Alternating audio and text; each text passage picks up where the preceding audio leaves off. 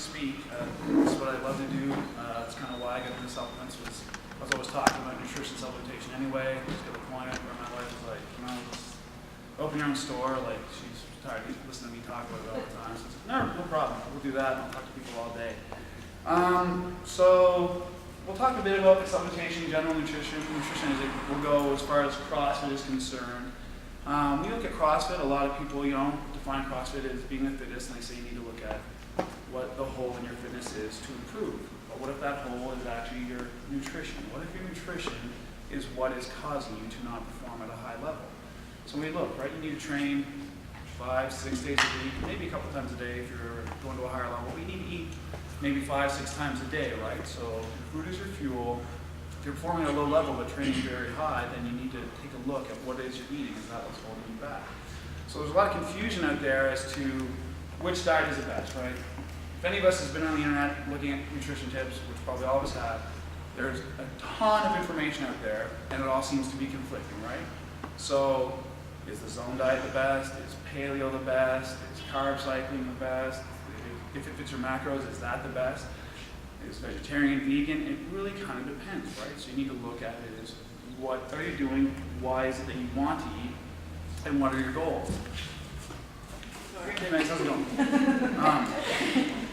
So the big thing with CrossFit right now that's kind of taking off is the paleo diet, right? So is paleo diet the best for CrossFit? I don't agree. I think paleo, and I'm a paleo guy, don't get me wrong, but I do what I call kind of modified paleo. I do allow supplementation, certain starches in my diet. So paleo needs to be looked at from a CrossFit perspective as what it doesn't allow into the diet, right? So paleo is really good. It's going to focus on a lot of grass-fed meats, wild-caught fish, right? Why is grass-fed versus, say, your grocery store variety important? There's going to be a huge difference in the ratio of omega-3 to omega-6 fats. Why is that important? Omega-3 are really important because they're anti-inflammatory, they increase brain function, they are really going to help your recovery, where omega-6 are pro-inflammatory. Grass-fed animals and wild-caught fish have a much better omega-3 to omega-6 ratio. So if you look at a traditional North American diet, why this is important is that in North America, we're looking at an omega-3 to omega-6 ratio of about 1 omega-3 to anywhere from 16 to 20 omega-6. So we're very, very, very inflammatory. The ideal ratio is 1 to 4. We're 400 to 500% above that. So inflammation is going to reduce your recovery time. Right? And if there's questions throughout, guys, like please stop me. It's a very casual summary. Just raise your hands. And the omega-6 are going to cause inflammation, reduce recovery, create joint soreness, cause water retention. They're going to help you hold on to fat, where omega-3s are going to be the opposite. Omega-3s are going to help reduce your cortisol, which is your stress hormone. If your stress hormone is lower, you sleep better, you lose body fat, you don't hold water, your joints feel better.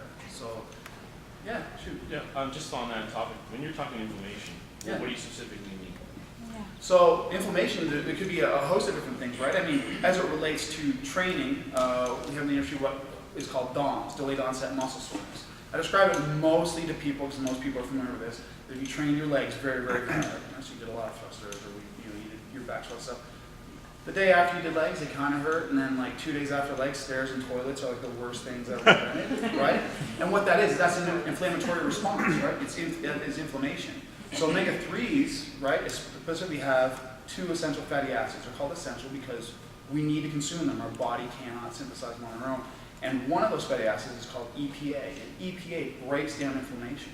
So if you've been constantly supplementing with, like, say, a high-quality fish oil, which would be my first pick for the omega-3 supplement, because it's high in EPA and a good concentration, then that inflammatory response is greatly reduced. So you can recover faster and train harder again sooner, right? So then the other perspective you could look at, so anything that ends in itis, whether you're talking colitis, dermatitis, arthritis, if it's an itis, that means it is an inflammation-based affliction, right? And 85% of disease that is currently happening in North America is inflammation-based, right? So you probably see this a lot, right? Yeah, exactly. So there's a lot of inflammation-based disease right now because of that omega-3 to omega-6 ratio, right? Because when we look at paleo, grass-fed meats and wild-caught fish are important because you're not just what you eat, you're what they ate, right? So when we look at feedlot animals, what are they fed? They're fed grain, right? And grain is pro-inflammatory, right? It's high omega-6. So the meats or the farmed fish that are being fed grain, that ratio of omega-3 to omega-6 is not as like it should be naturally, right? If we look at a piece of wild-caught salmon, the EPA-DHA ratio, it's perfect. It's 4:1, right? It's awesome. So when we're eating feedlot animals that are fed this grain, well, the fat composition has changed, the meat has changed, and we're, through what we call bioaccumulation, consuming that grain that they consume. But if you look at a grass-fed cow, it has a much better fat profile. The fat that is in there is high in CLA, conjugated linoleic acid, which is a healthy fat. It's really good. Helps control your cortisol, which is your stress hormone. And it's also anti-catabolic. Anti-catabolic means muscle protective. So you're training very, very hard and you're eating grass-fed meat, you have more CLA. There's less of a chance that you're actually going to lose muscle, right? Which for recovery and strength and hitting new PRs is really important. So paleo should be kind of the base. Now where paleo falls short, I'm not sure why it really took off with CrossFit, because if you look at the top CrossFitters, all the people that are going to the games, none of them are doing paleo. Nobody goes to the games who does paleo. So paleo though is a good basis. That's where you start. It removes processed food, man-made, don't eat it, right? That's the base of the paleo. That's great. Where it falls short for performance is that it doesn't allow starchy carbs. So starchy carbs aren't all bad. Now, if you're talking bread and pasta, yes, they are bad, and we'll get into that again when we talk about more. But if you just want to get natural starches, like there's nothing wrong with sweet potato. There's going to be nothing wrong with even white potatoes if you're having it like post-workout. Right? You want a fast digesting carb, right? That's the one time a day you want to spike insulin, right? Because insulin is what's going to deliver nutrients. That's going to help drive and shuttle your proteins and everything else into the cell and help you recover. You're going to restore your glycogen, your stored energy for your muscles, right? So, or even rice. So I was kind of talking about how grains are bad. And the reason that grains are bad, beyond the omega-6, is that grains are high in a compound that is called phytic acid. So phytic acid is bad because our bodies don't produce an enzyme called phytase, right? So you see things that end in ASC that in our body, those are enzymes that are made to break down certain things that we consume. So protease enzymes break down protein, right? The lactase enzyme breaks down lactose, and not everybody has a lactase enzyme, right? Like Native Americans, they don't have lactase enzyme, so that's why they can't consume dairy. They become very sick, right? But phytase is an enzyme that insects produce because they eat the plants and they eat grains, but humans don't produce phytase. So when we take this in and the phytic acid gets in, what phytic acid does is a chelator of minerals. So it blocks your absorption of zinc, it blocks your absorption of magnesium, copper, calcium. So you can see why grains are bad. And right now there's this big kick that, eat whole grain, right? So everybody's hearing eat whole grain. If you want strong bones, drink whatever you say, milk, right? These are just lies that are perpetuated by industry at this time, right? So the reason they want you to eat whole grains, well, because we have a mass population, and whole grains are very easy to grow, renewable, and they can make a lot of food for a lot of people, which is kind of the one good point, but it's going to be a lot of unhealthy people. So if we look at our diet versus the diet of the rest of the world, we look at North America, where we have such a high focus on whole grains, they're supposed to be very healthy. We have the unhealthiest, most overweight, most inflammation-based disease population on the planet. So then we go over to dairy, which is another thing that paleo kind of, they're on the fence, right? So if you want to get like organic, unprocessed, unpasteurized dairy, some paleo kind of advocates will allow that. A lot of them cut it all together. Now if you're talking your grocery store variety dairy, like people are just slamming Greek yogurt or drinking milk, again, that's very bad. Why? We talk again about the enzymes, right? So not everybody has a lactase enzyme. A lot of people, most people are born with a lactase enzyme because they need to drink their mother's milk. But around the age of 3 or 4, when they get all their teeth in, you stop producing that enzyme. You're supposed to eat solid food, right? So why are we supposed to drink milk? Everything's calcium. But it's just the opposite. When we drink milk, a process that happens in our body is called digestive acidosis. So what milk does, it actually increases the acidity in your body. So your pH levels drop below base. And to counteract that, your body needs to actually scavenge calcium from your system, right? So to lower this acidity, the place where calcium is most abundant in your body would be where? Bones. Yes, bones, exactly. You're actually scavenging calcium from your bones when you consume dairy on a consistent basis. There's a lot of studies that are currently being done through the European Union, and have been done over the past 20, 30 years. And again, you look at North America versus a lot of countries that consume no dairy, okay? And we have the highest amount of hip fractures in our elderly, right? Highest amount of osteoporosis and bone-related diseases are in the countries that consume the highest amounts of dairy. And so, it's, again, right, we're talking about lobbying, right? So we look at the Canadian Food Guide. The problem with the food guide is it may give a general basis as to how maybe somebody who's very good at should eat. But the problem with the food guide is that it is funded by industry, right? So the food guide is being paid for by the wheat and dairy industry. So predominantly in the food guide, we are going to have wheat and dairy, right? So wheat gets into a whole other thing, right? We start talking about gluten, and everybody at this point has probably heard that gluten's bad. I mean, Wheat Belly kind of made the circle the past couple of years, and we've heard that it's really bad. That gluten is bad because it doesn't want to break down. So when we eat anything that contains gluten, so let alone we're consuming a grain when we're consuming gluten as well, we have the phytic acid, but then gluten in itself doesn't want to be digested, right? So when we consume stuff that has gluten, gluten doesn't want to be broken down, right? It's a protein, but it doesn't want to be broken down even though it's contained within a carb. So it causes a lot of confusion in our digestive system. What happens is, again, we get that inflammatory response. The other reason gluten is bad is it can upset the healthy bacteria in your gut.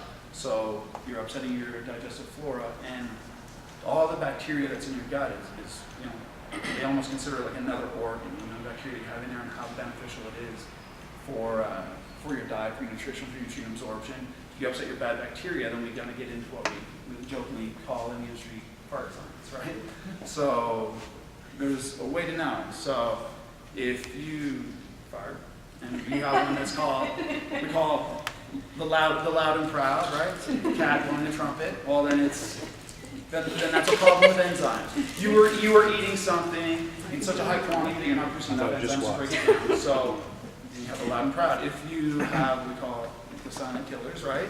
You try and seek it out, but everybody's going to know because it smells really, really bad.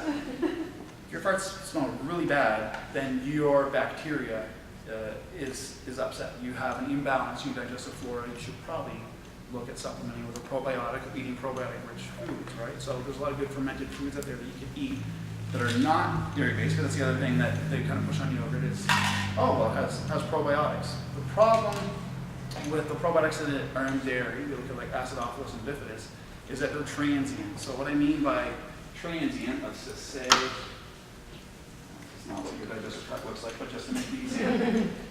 As you eat the dairy, it goes through your stomach, and then you go through, and the probiotics get into your system. Well, probiotics in dairy are transient. So you have an elevated amount of probiotics as they pass through, but they pass through. They don't colonize, right, on the cell walls, right? So they don't start lining your gut, basically.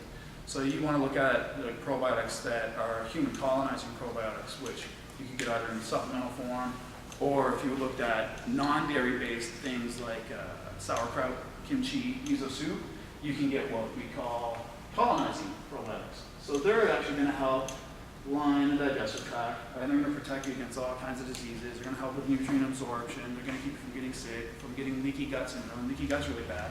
If you flatulent all the time, it smells all the time, your bacteria is getting really upset, you can get what's called leaky gut, which means undigested food particles make their way into your bloodstream.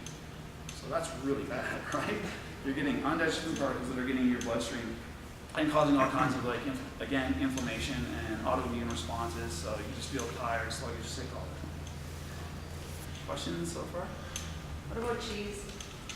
So cheese, again, I mean, it's still dairy, right? So, and cheese is a hard one for people to cut, okay? Oh, yeah. It is really hard. So people can cut milk, they can cut yogurt, Pretty good at cutting. but it's really hard to cut cheese.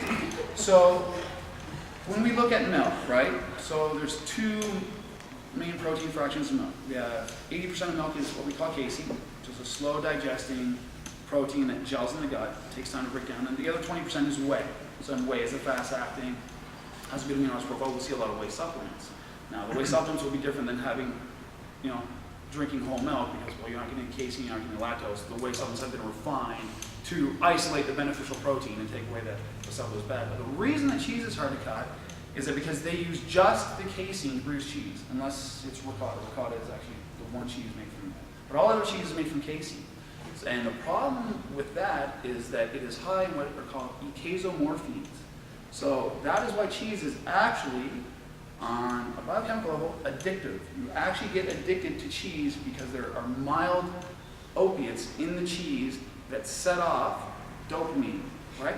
And dopamine, that's like that's your reward center, right? Like people who do like heroin, if they do it once, it's like their dopamine goes up like 1,000,000%, and that's why it's like one and done, you're an addict, right? But I'm not going to compare cheese to heroin, but it's just as an example of what dopamine does, right? So eicosomorphines, especially in the darker, richer cheeses like extra old cheddar and stuff like that like you don't even need to eat them. You see like a picture of them and your mouth starts watering if you're someone who eats cheese. That's because there's an addictive response to cheese. That's why people have a hard time to cut it out. Yeah. So eicosomorphines, yeah. So is goat cheese better then? A lot of people will do goat cheese even in paleo, but not cow cheese. So yeah, I mean, goat cheese will be slightly better. I mean, you could take a look. I mean, if you're going to go with goat cheese, try and find like an organic one at least, right? Because then we're still looking at you are what they ate, right? So if you can find a good right? So sheep's milk or goat's milk is going to be better than cow's milk. So they're better options, but I'm a big fan of going with almond milk or something like that. Now, if it's a must and you want to have a salad and you're just like, I can't bring myself to ever go without cheese again, then yeah, just opt for the healthier option. Absolutely. But I mean, if you can cut it out completely, then great. But I mean, even here and there, I'll once in a while, when I want to make a Greek salad, well then I'll make sure I buy sheep's milk feta as opposed to cow's milk or something for sure. Right. The other thing that's wrong with cheese and a lot of dairy is where people can't break it down, can't digest it. A lot of people get a response where it creates a lot of mucus. So it creates a lot of upper respiratory tract infections and stuff. We see a lot right now that there's a lot of babies or toddlers and stuff that are getting these operations done for inner ear infections where they're getting tubes and stuff inserted, when all you would actually simply need to do would be to completely cut dairy out of their diet, and they wouldn't have to go through surgery.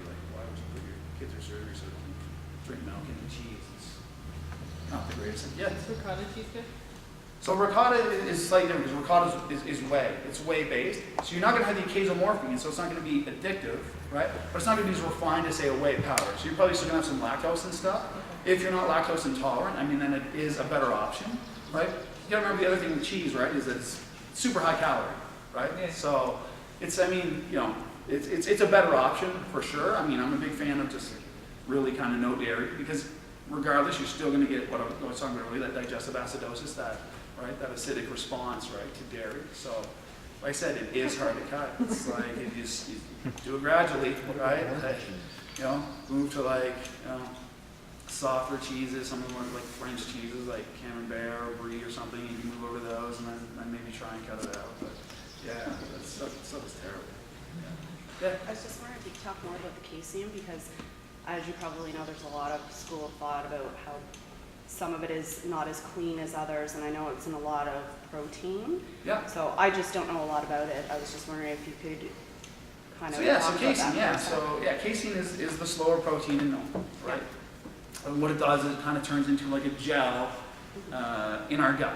So the benefit of that is that it breaks down very slowly, and it will do what we call trickle feeding amino acids over an extended period of time to the muscle. So the benefit of casein, right? Because then it's cheese is completely evil. There's absolutely no benefit, right? It's pretty bad, but the good side of it is that casein trickle feeds those aminos. So over an extended period of time, you're feeding amino acids to your muscles. So you're basically in an anti-catabolic state. You're in a state where you're not losing muscle. So that's the benefit of casein. Now, would I preferentially get it from cheese? Absolutely not. Because you're still dealing with the eicosomorphines. You're still doing digestive acidosis, the lactose, a lot of other things. Now, you can get a casein supplement. You need to look at whether you're tolerant to casein or not. So, for example, I can't take casein even in a super refined supplemental form. I just react.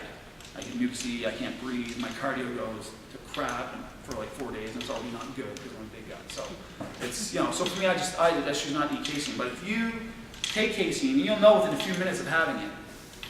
If you're not starting to kind of swallow hard, or you're not getting post nasal drip, then you can have casein. Go for it. So it's like lung powder, really. Like that feeling, that heavy feeling that you get? Yeah, if you're getting that, then you have an intolerance to casein. It's not an autoimmune allergy because then you get all puffy and stuff. Yeah. But a lot of people are intolerant, right? Is it in most of the protein products though? Because almost everyone. It's usually it depends. It's usually fairly isolated. Casein is sold like on its own individually, and then it's usually what we call the sustained release proteins, right? Which are like a blend of proteins, say like Synthesix or Myofusion, right? They'll do a blend of like casein, egg, and whey. So they have a fast, a medium, and a slow.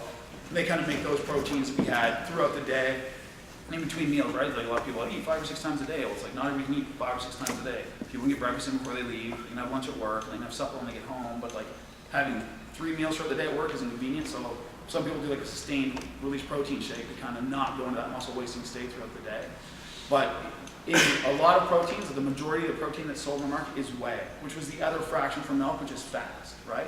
So there's usually much less of that kind of mucousy reaction to whey, for people to react from whey, they usually have to just be, allergic to dairy, right? Because most of the whey that's out there is really refined, the lactose has been removed, all the bad stuff's been removed, you don't really get that acidic response, right, that you do from whole milk. Yeah. I have a question about the omega-3s. Yeah, sure, yeah. How is that on your stomach? Because I have an issue with my intestines in my stomach. How is that? Will that help your stomach? So if you're having issues, right, I mean, not knowing the issue specifically, I'm going to assume, because we're talking 85% of problems are inflammation-based, it would be beneficial. Now, here's what's important though. So we'll see a lot, right, that people are like, well, your omega-3 supplements you have are like $40, and I can get twice as much at Costco for $19. Okay? And it's like, well, that's great if you want to burp and have it smell like fish. If you want to go, every time you go pee, have it smell like fish, right? So, yeah, so the problem here is again, it comes back to what I stated earlier. You're not just what you eat, you are what they eat. And lower quality, lower priced, cheap fish oils that are polluting the market aren't good, right? So because they're using farmed fish that are fed grain, so you're getting a lower quality bioaccumulated product that your body's not breaking down and digesting. So if you're burping fish or peeing fish, it's not the greatest. You want to look It's for not a great high, for a lot of reasons. yeah, so you want to look for like a higher quality fish oil that does independent third party testing, right? You guys have an awesome company that's from Halifax here called Ascenta. Right? They have a really, really nice fish oil. Progressive does the same processing that Ascenta does. Both of them are third-party tested. Progressive is with IFOS, International Fish Oil Standards. That's a third-party, world governing body for fish oil that will grade fish oils, right? And Progressive has consistently got a 5-star rating. Ascenta does their own molecular distillation process. And what's cool with both of these companies is that throughout the year, as you buy their fish oils, is one, they catch all of the fish in the wild. They don't farm their fish. But they use, one, smaller fish, sardines, anchovies, and mackerel. So smaller fish have a shorter lifespan. This shorter lifespan, they pick up less stuff in the ocean like lead and mercury and other fluids that we need to worry about. Then the molecular distillation process that both these companies use completely devoids it of any of that. Because bigger fish, what they do is they live longer, so they pick up more of this in their system.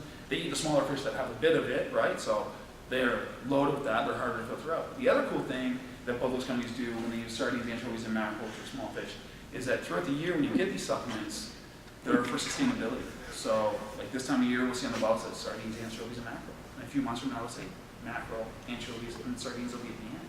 So they're letting populations respawn so we're not overfishing the ocean, right? Because the other big thing right now is that krill oil is really hot right now because the omega-3s in krill absorb very well.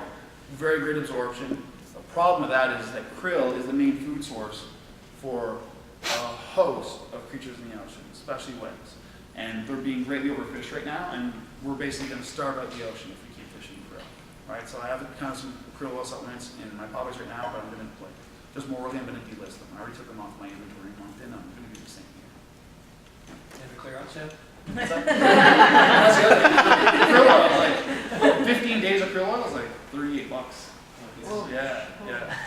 Another question about the fish oil. They say 1 teaspoon.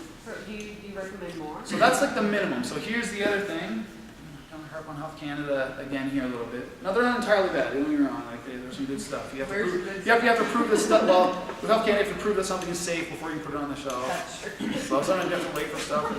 But the bad thing is, and this is with a lot of governing bodies, whether not even just in Canada, but in Australia, the European Union, the United States, is the recommended dose is always the minimum amount required to prevent the onset or outbreak of a disease. It's the minimum amount required.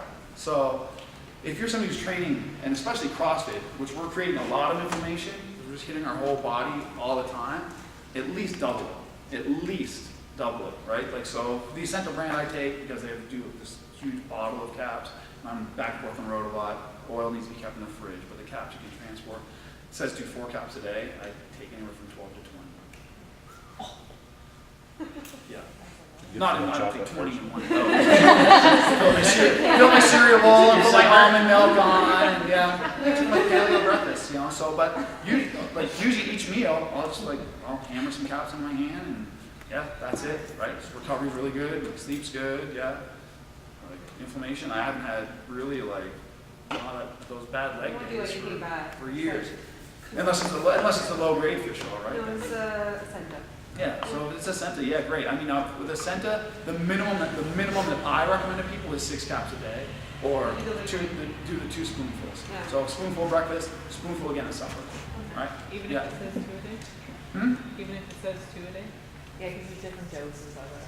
Yeah, so then you're going to want to look at like kind of the ratio of like EPA and DHA, right? So overall, because there's like these studies out, it's like you need to have at least, 4 or 5 grams of omega-3 per day, but it's like they're not specifying, right? You could be trying to get omega-3 from like a vegetable source. If you're getting 5 grams of that, you're getting almost no EPA and DHA, right? So everybody's like, oh, like these vegetarians, these vegans, I'm gonna harp on them in a minute. That are like, well, I can get my omega-3 from like flaxseed oil. Here's the problem, okay, with like the vegetable-based ones is that in flaxseed oil, it's what's called ALA, alpha-linoleic acid, and your body can convert it into EPA and to DHA, but at a rate of 5%. You need to take liters of flaxseed oil a day, take enough EPA and DHA to reduce inflammation. So have fun sitting on the toilet, right? So look at the ratio of EPA and DHA. I would probably shoot for like anywhere from 1.5 to 3 grams of EPA per day, and at least half of that of DHA. You can get that in some of the fish oil, right? Yeah, and that's exactly that's why the animal-based, fish-based omega-3s are better, because they're naturally high EPA, DHA, right? I believe a Senta per 4 caps is 750 milligrams of EPA and like 500 DHA or 450 around there. I'm kind of guesstimating right now, but it's roughly around there. So, just one dose is giving you about half of what I would recommend as my minimum. So, but you can go, above and beyond that, right? Yeah, absolutely. Questions? I'm jumping all over the place. Let's so vegans, vegetarians. I said my heart on them, so you get on my spiel with that. So, vegan, vegetarian diets, not the greatest, not just for CrossFit, but not for anybody. Okay? So, I'm not saying the vegetables and fruits are bad. That's not my takeaway from this. You eat lots of fruits and vegetables. Half the fruits and vegetables that you eat throughout the day should be consumed in their whole raw form, right? To ensure that you're getting enough enzymes from those foods to help break them down. Fruits and vegetables should be more vegetables and fruits. If body composition is your goal, the goal is to lose body fat and to be lean, you should have at least 12 servings of fruits and vegetables a day. I would only recommend that 2 of them be fruit, and the rest all be vegetables that grow above the ground. If the vegetable grows below the ground, it doesn't count. Okay? That's just what you're going to use for glycogen energy. Your potatoes are sweet potatoes. I'm not going to let you get away with those as to be your nutrient-rich vegetables. So the vegan vegetarian diets, again, the reason that they're bad is, one, we don't have that omega-3, right? We don't get those essential fatty acids in high enough dose to reduce inflammation. We also don't get a full high absorbing spectrum of the 8 essential amino acids. So when I say anything is essential fatty acids, essential amino acids, they're essential because our body can't make them on our own. We've got to get them through diet.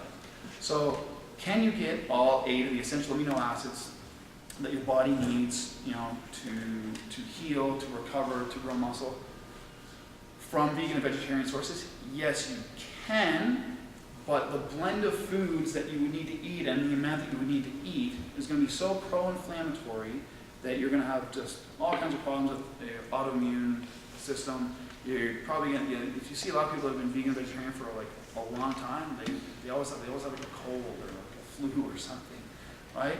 So, and the other thing is that the vegan and vegetable-based essential amino acids, they're not as bioavailable as the animal-based. So the animal-based ones, they're in the quantities and in the bioavailability, that means they break down and digest the way that we need them to versus the plant-based. Now, to get all those 8 essential amino acids from the vegan vegetarian diet, you need to eat a high amount of grains.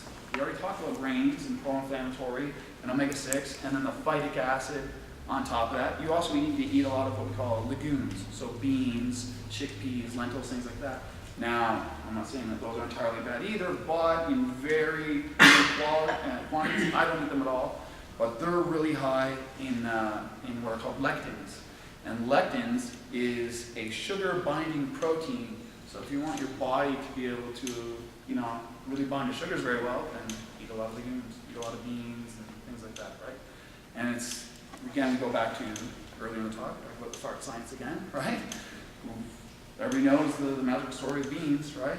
So if you're eating a food and you're reacting in a way that it causes digestive upset, even if it's just farting a lot for a couple days, that food is doing damage to your system. It's not absorbing, and it is probably lowering the absorption of the other good foods you're eating with it.